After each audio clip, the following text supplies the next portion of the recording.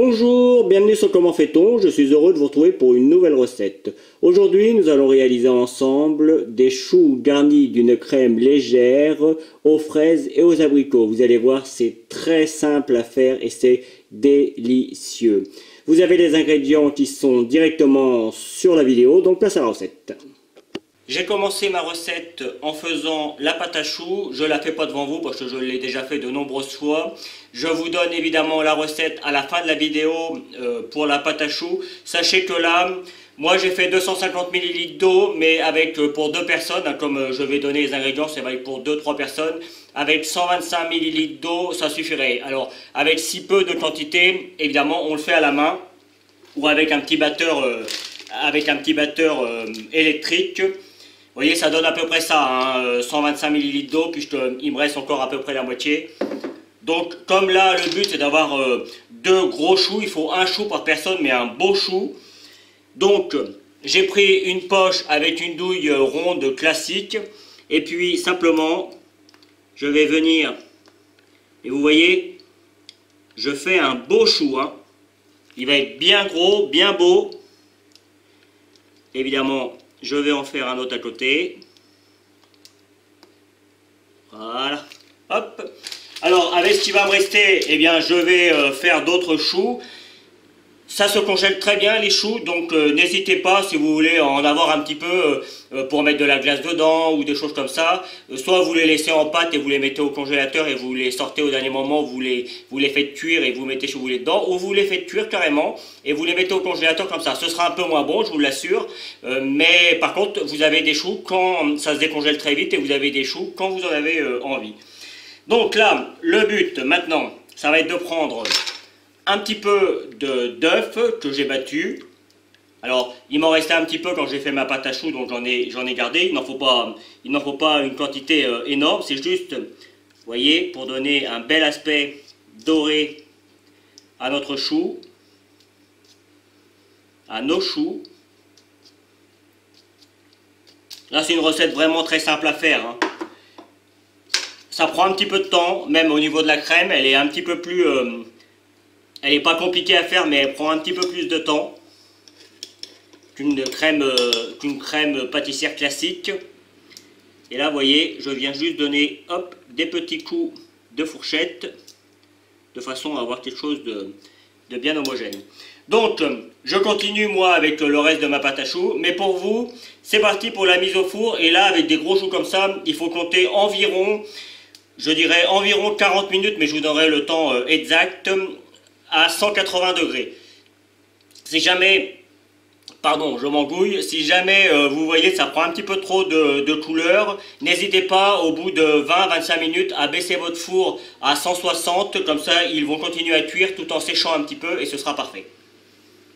On va maintenant faire la crème pâtissière. Alors dans une casserole, vous mettez le lait à chauffer. On prend après dans un saladier l'œuf entier avec le jaune d'œuf. Alors quand on en fait beaucoup, en règle générale, on met que des jaunes et puis après les blancs, on s'en sert pour les monter.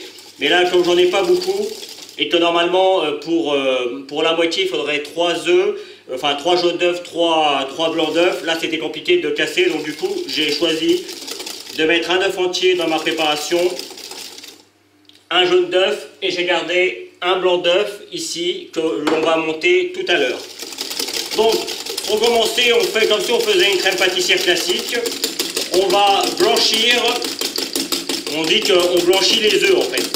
Simplement qu'on va les mélanger assez fermement jusqu'à ce qu'ils commencent à blanchir. Voilà. Là, c'est exactement ce que l'on doit avoir. On va rajouter la fécule. Alors moi, j'ai pris de la fécule de maïs, mais ça pourrait être de la maïzena, hein, c'est la même chose. Pour l'instant, vous voyez, hein, c'est comme si on faisait une crème pâtissière. Alors, comme d'habitude avec la fécule, j'en mets tout le temps partout. C'est pas très grave.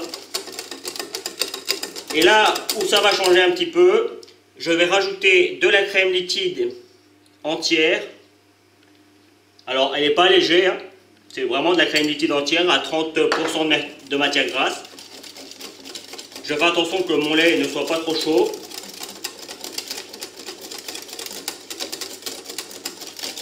Hop, et vous voyez, mon lait commence à être chaud. Hop, je vais venir le rajouter à ma préparation. Pour l'instant, aucune difficulté, hein. J'ai déjà fait ces crèmes il n'y a pas longtemps. Alors, vous n'aurez probablement pas la vidéo avant. Parce que comme là, je vais utiliser des fraises. Je vais probablement mettre la vidéo assez rapidement parce qu'on est en été. Donc, je veux que la vidéo, que vous puissiez refaire la recette assez rapidement. Vous savez, hein, je fais toujours des vidéos en avance. C'est pour ça que des fois, il y a un petit décalage. Donc une fois qu'on a bien mélangé, on remet la casserole sur le feu et hop, on reverse l'ensemble. Et là, c'est parti, on va amener à ébullition, c'est-à-dire ça va commencer à faire des petites bulles. On va juste décaler un petit peu comme ça, voilà. Ça va commencer à faire des petites bulles et puis ça va commencer à épaissir.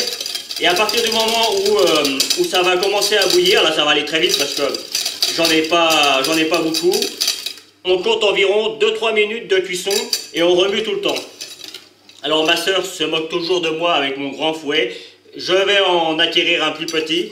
Mais là sur le coup il est assez pratique parce que quand on mélange pendant 3 minutes ça peut être assez long. Et il n'y a pas besoin de donner des grands coups avec un grand fouet. Vous voyez, il suffit juste de donner des petits coups comme ça. Juste en tournant. En fait il faut juste qu'il y ait un mouvement. Il ne faut pas que la crème soit arrêtée. Sinon ça va accrocher au fond. Bien que ça accroche toujours un petit peu au fond, hein, avec la crème pâtissière, c'est difficile d'avoir une crème pâtissière qui ne colle pas au fond. Et le but c'est d'essayer de faire en sorte que ça colle le moins possible. Et surtout que ça ne traîne pas au fond. Voilà, la crème commence à... Elle est devenue plus ferme. Et si on la laisse, vous voyez, ça fait des petites bulles. Et à partir de là, c'est parti pour 3 minutes. Cette option est vraiment importante parce que ça permet de bien cuire la crème et d'enlever tous les germes qu'il pourrait y avoir. Et de cette manière, votre crème va mieux se conserver. Mais de toute façon, conservation, pas plus de 2 jours hein, avec la crème. Quand il y a des œufs, même si c'est cuit, pas plus de 2 jours et dans un frigo bien froid à 4 degrés. Ma cuisson est maintenant terminée. Je vais rapidement transvaser ma crème. Sur le coup, moi, c'est un saladier un petit peu plus grand parce que je vais le faire refroidir comme ça. J'ai pas de congélateur où je peux le mettre, où je peux mettre une plaque et le refroidir plus vite. En revanche, j'ai un petit frigo de bar. Évidemment, je peux pas mettre la crème très chaude comme ça dans mon frigo, bien qu'il y ait que ça, mais ça ferait une consommation vraiment trop importante. Donc là, je vais la laisser refroidir pendant 10-15 minutes à température ambiante. Je vais filmer et je vais mettre dans mon frigo. De cette manière, ça va refroidir plus vite. Il n'est pas question de mettre des blancs. Alors évidemment, on va les monter, les blancs. Mais de mettre des blancs sur une crème très chaude parce que du coup, ça va retomber. On peut se permettre de mettre les blancs sur une crème tiède, mais surtout pas chaude. Donc là, le but, vous voyez, c'est d'avoir un saladier assez grand pour qu'il y ait un petit peu plus d'air et que ça refroidisse un petit peu plus rapidement. Donc là, je vais laisser un petit quart d'heure, il fait chaud, on est en plein été. Donc un quart d'heure, le temps que ça se repose un petit peu, que ça refroidisse. Je vais même mettre, j'ai des petits bacs de glaçons que je vais mettre en dessous, comme ça va refroidir encore un petit peu plus vite. Ma crème est presque froide. Je vais donc monter les blancs. Vous voyez, je vais mettre une toute petite pincée de sel. Alors, personnellement, mes blancs, comme la crème a mis un petit peu de temps à refroidir, j'ai mis les blancs au frigo. Ce qu'on fait en général jamais, mais là il fait vraiment très chaud, donc moi je préfère. Ça va monter, vous allez voir, ça va monter très bien. Mais vous verrez, il y aura sûrement des commentaires. Les professionnels, eux, laissent souvent les blancs, même plusieurs jours à température ambiante. C'est de cette manière qu'ils sont souvent les mieux. Moi personnellement, de toute façon, j'ai toujours un petit problème avec la conservation. Je préfère toujours mettre un petit peu plus au frigo que pas assez. Voilà, après, je sais que les blancs, ça peut se laisser dehors. Mais voilà, si vous le faites une demi-heure après, il n'y a pas de problème. Si vous montez votre crème avec les blancs 3 heures après, là, ça peut poser un problème, surtout quand il fait une trentaine de degrés, comme c'est le cas en ce moment. Donc, c'est parti pour le montage, pour monter. On y va tranquillement au départ. Et puis après, jusqu'à ce qu'ils deviennent presque ferme, mais pas trop. Mes blancs sont maintenant montés, vous voyez, hop, si je les mets à l'envers, ils tombent pas et ils sont juste montés. Pas trop pour éviter que ça fasse des petits grumeaux. J'ai ressorti ma crème du frigo et comme vous pouvez le constater, voilà ce que je vous disais tout à l'heure, je prends des bacs à glaçons que l'on utilise quand on va faire un pique-nique. Je les mets à côté et puis de cette manière ça refroidit plus vite et vous voyez ma crème, elle est déjà bien refroidie. Elle n'est pas encore tout à fait froide, hein, mais c'est suffisant pour faire ce qu'on a à faire. Donc je vais laisser ça comme ça, puisque de toute façon je vais remettre tout ça au frigo après. Je vais verser mon petit bouchon de kirsch avant de rajouter les blancs, puisque là on va bien mélanger. Alors moi personnellement je mets du kirsch, chez nous on utilise beaucoup de kirsch pour parfumer nos desserts. Maintenant si vous voulez mettre de la vanille, dans ce cas là vous mettez la vanille avec le lait lorsque celui-ci chauffe. Et si vous voulez rien mettre, juste votre crème comme ça, et c'est les fruits qui vont parfumer l'ensemble. Alors dans ce cas-là, vous faites la recette initiale sans mettre l'alcool. Il n'y a pas de problème. Mais si vous voulez mettre autre chose, et bien après, libre à vous. Mais surtout, on le met avant de rajouter les blancs, parce qu'une fois qu'on a rajouté les blancs, on peut mélanger, mais le but c'est de ne pas trop casser les blancs. Sinon, ça ne sert à rien que l'on mette des blancs. Allez, je vais justement rajouter mes blancs. Alors je vous montre, hein. Là sur le coup je peux tout mettre parce qu'il n'y en a pas beaucoup. Si vous suivez mes vidéos, vous avez l'habitude, vous connaissez ma méthode. Et la méthode elle est simple, on monte, on vient englober les blancs, on monte, on descend, on englobe, et en même temps on tourne un petit peu le saladier. Et on vient, hop, on glisse de façon à casser un petit peu. Gentiment, mais toujours gentiment. Hein. Alors en théorie, quand il y a beaucoup de crème, on peut se permettre de détendre la crème avec un petit peu de blanc au départ et au fouet. Mais comme là il n'y en a pas beaucoup, on va directement à la façon la plus souple possible. En fait, les blancs vont aérer la crème et du coup on va avoir une crème pâtissière très légère. Alors le fait d'avoir mis de la crème liquide, elle est certes un petit peu plus grasse, mais ça la rend également un petit peu plus légère, étrangement. Alors au niveau du goût, hein, pas au niveau des calories évidemment. Enfin, quand on mange un dessert, de toute façon, on ne fait pas attention forcément aux calories. Il faut en faire moins éventuellement, mais faire bon. Et vous voyez, les blancs s'incorporent tout seuls. Et là, j'ai presque terminé ma préparation. Et là, pour la crème, là, il y en a pour 2-3 choux. Hein. C'est largement suffisant parce qu'on va quand même mettre pas mal de fruits. Le but, c'est de ne pas mettre que de la crème, hein, c'est aussi de mettre des fruits. On va essayer de trouver le juste milieu.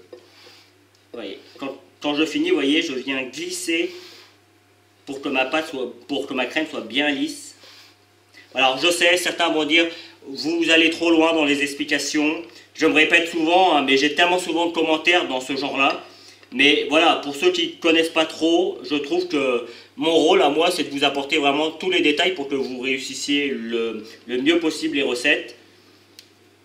Je sais qu'il y a certaines chaînes où ils vont très vite, où ils passent dans les détails. Après, c'est pour ceux qui savent déjà pâtisser, enfin faire de la pâtisserie ou faire de la cuisine, c'est très bien.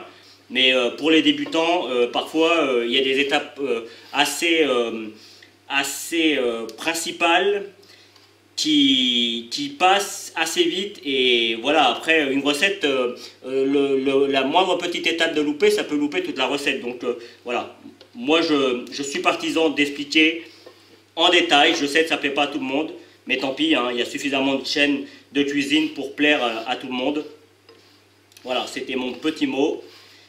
Je me répète, je le dis, et je sais que je suis un petit peu dessus en ce moment, mais j'ai tellement souvent des commentaires du genre vous expliquez trop, c'est n'importe quoi, on n'est pas stupide. Non, mais bien sûr que les gens ne sont pas stupides, mais je pense à tout le monde, et c'est pour ça que voilà. Après, j'ai beau dire qu'on peut avancer avec la vidéo, on peut avancer rapidement sur une étape que l'on connaît déjà. Mais bon, manifestement, ça ne suffit pas. Donc, j'aurais tendance à dire, si mes explications ne vous plaisent pas, si vous trouvez que c'est trop long, eh bien, passez votre chemin. et aller voir les chaînes concurrentes. Certaines sont très bien, même la grande majorité sont de très bonnes chaînes, donc n'hésitez pas. Et puis pour ceux qui restent, eh bien voilà, je suis ravi que vous acceptiez ma façon de travailler. Voilà. Et maintenant qu'on a bien mélangé, je vais laisser ça comme ça. Je vais mettre un papier film pour éviter que ça croûte. Et puis je vais la laisser au frigo. Et là, mes choux sont cuits. Pour les choux, si j'oublie de le dire tout à l'heure, la cuisson a été de 50 minutes à 180. Là, je vais les laisser dans le four. Je vais les faire sécher pendant un petit quart d'heure, 20 minutes. Et puis après, je les sortirai. Donc, on n'utilise pas les choux tout de suite, évidemment, parce qu'ils vont être trop chauds. On laisse les choux une bonne heure avant de pouvoir faire le montage. On va s'occuper maintenant des fruits. Alors, comme vous pouvez le constater, j'ai pris un petit peu d'avance. Pour les abricots, c'est des abricots frais, de préférence. Alors, si vous n'avez pas d'abricots frais, prenez des abricots en boîte et goûtez-les bien. Mais franchement, les abricots frais, c'est quand même mieux. Donc, évidemment, on les lave. On les rince un petit peu sous l'eau, hein, c'est mieux, surtout dans les périodes dans lesquelles on vit. Et on les découpe en deux, on enlève le noyau évidemment. Et surtout, je vous conseille de ne pas les découper de côté peau, parce que vous allez voir, ça va s'écraser, ça va pas être facile. Vous les retournez et vous les découpez côté chair. Et vous voyez là, ça se fait tout seul. Et en fait, pour mettre à l'intérieur, il suffit juste de faire des petits carrés pour que ce soit facile à manger en fait. Juste des petits carrés, voilà. C'est juste histoire que ce soit plus facile à déguster. Et par contre, vous en gardez quelques-uns pour mettre par-dessus. Vous allez voir, on va monter ça de façon à ce que ce soit joli pour la présentation. Et pour les fraises, c'est la même chose. On enlève la petite opercule, la feuille verte, comme vous avez compris, hein, ce qui n'est pas bon. Vous prenez les fraises, comme toujours dans les paquets, il y en a toujours qui sont un petit peu abîmées. C'est celle-là que vous prenez pour mettre à l'intérieur. Vous enlevez tout ce qui n'est pas bon. Et après, même principe que pour l'abricot, sauf que là, ça se fait tout seul avec les fraises. Hop, et on découpe en petits carrés également. Voilà. Vous faites évidemment cette opération avec le nombre de fraises et d'abricots que vous avez besoin. Là, on devrait être à peu près bien pour 2 choux. Et puis voilà, une fois que vous avez terminé, eh bien on passe à l'étape suivante. On reprend nos choux qui ont eu le temps de sécher. Vous voyez, ils sont bien secs, pas trop, hein, ils sont encore moelleux, mais suffisamment pour pouvoir faire la recette. Et surtout, ils sont froids. Et on va enlever le chapeau qui est dessus. Alors j'ai pris un papier de cuisson parce que j'aime pas poser mes choux directement sur le plan de travail, bien que mon plan de travail soit propre. Mais c'est une habitude que j'avais quand je travaillais en boulangerie. Donc je l'ai gardé. Et vous voyez, on enlève juste le chapeau. Hein. Voilà. Vous pouvez constater qu'à l'intérieur de mes choux, déjà, c'est bien alvéolé. Et surtout que la chair est bien jaune. Ça, c'est le fait d'avoir des œufs de ferme qui sont bien nourris. Et on a tout de suite un résultat bien plus joli. Là, vous voyez, je casse un petit peu l'intérieur, de façon à venir y insérer notre crème et nos fruits. Vous avez compris maintenant pourquoi il est nécessaire d'avoir des choux assez gros. Alors vous voyez, là c'est bien au niveau de la taille, mais rien ne vous empêche, avec ce qui me restait, vous voyez, j'ai fait des choux un petit peu plus gros, rien ne vous empêche de les faire un petit peu plus gros. Hein. Je peux vous garantir que ça, en fin de repas, si vous avez mangé quelque chose d'assez léger, ça se mange très bien. Hein. Si vous avez des gourmands, il n'y a pas de problème. Éventuellement, même, vous pouviez toujours en faire un plus gros et le découper en deux, ça marchera aussi très bien. Et puis ce sera peut-être plus facile pour la réalisation de la recette.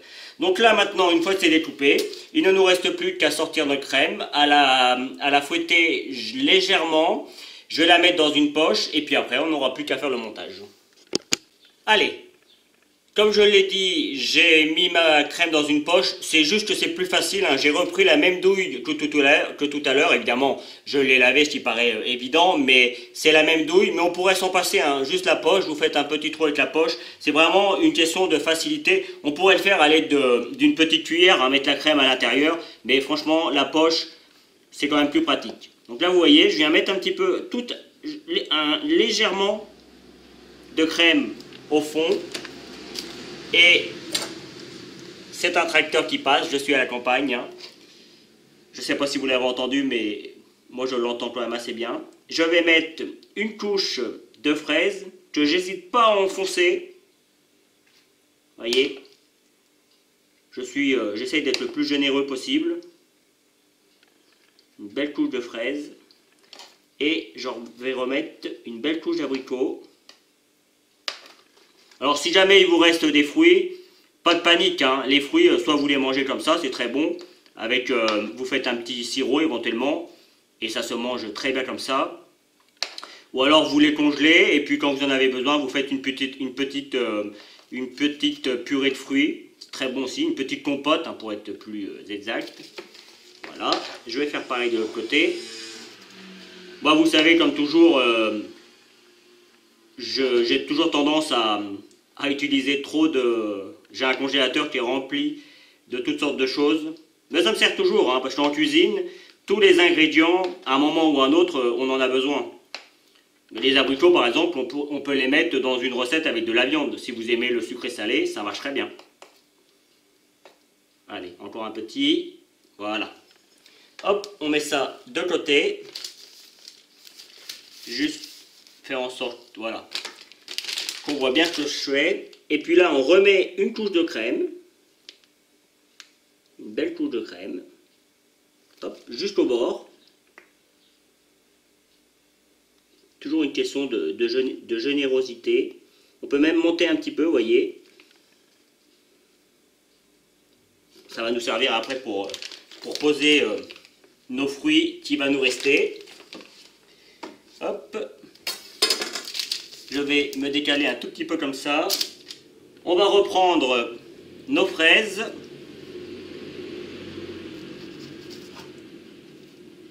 Hop. Alors celle-là, vous voyez, elle est un petit peu abîmée. C'est pas forcément mieux pour... c'est pas bien pour la déco. On essaye vraiment de prendre des belles fraises.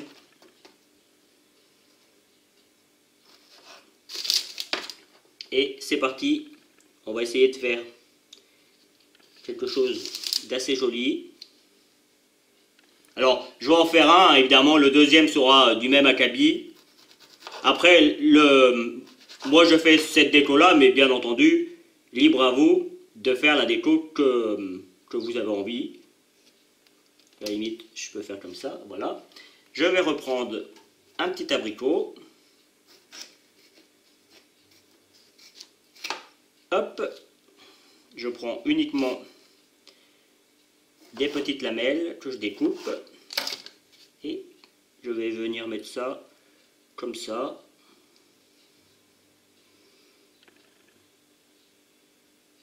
Voilà. Voilà. Hop.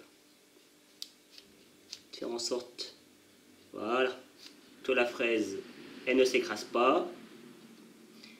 Voilà. Et on vient remettre le petit chapeau par-dessus. Et il ne nous reste plus qu'à prendre le sucre glace et à mettre un petit peu de sucre glace par-dessus. Je vais finir, je fais l'autre en premier et je vous retrouve pour la fin de la vidéo. Et voici le résultat final. Alors comme vous pouvez le constater, j'ai fait une autre petite façon de faire. Après, c'est votre imagination qui fera le reste. Voilà, j'espère que cette nouvelle recette toute simple à faire vous plaira. En tout cas, moi j'ai pris comme toujours beaucoup de plaisir à la réaliser.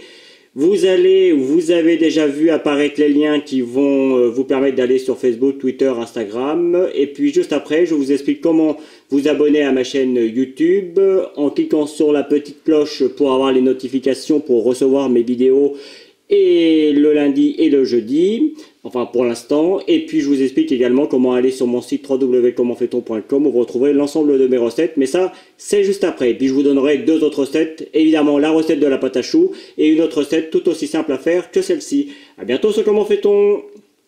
Merci d'avoir regardé la vidéo. Vous pouvez à présent vous abonner à ma chaîne YouTube ici. N'oubliez pas, quand vous vous abonnez, de cliquer sur la petite cloche pour avoir les notifications à chaque fois que je vais mettre une vidéo en ligne. Vous recevrez ça soit sur internet, soit sur votre portable. Vous pouvez aller sur mon site www.commentfaiton.com où vous retrouverez l'ensemble de mes recettes, qu'elles soient sucrées, salées, du pain, de la viennoiserie, il y en a vraiment pour tout le monde. Et puis juste en dessous, vous retrouverez deux recettes. Alors, il arrive souvent que ce sont des recettes en complément de la vidéo que je viens de vous donner. Je le précise dans la vidéo que je viens de faire. Ou alors, ce sont des recettes que j'ai fait précédemment ou qui sont dans le même thème que celles que je viens de faire. Donc voilà, j'espère que tout ça vous plaira. À bientôt sur Comment fait-on.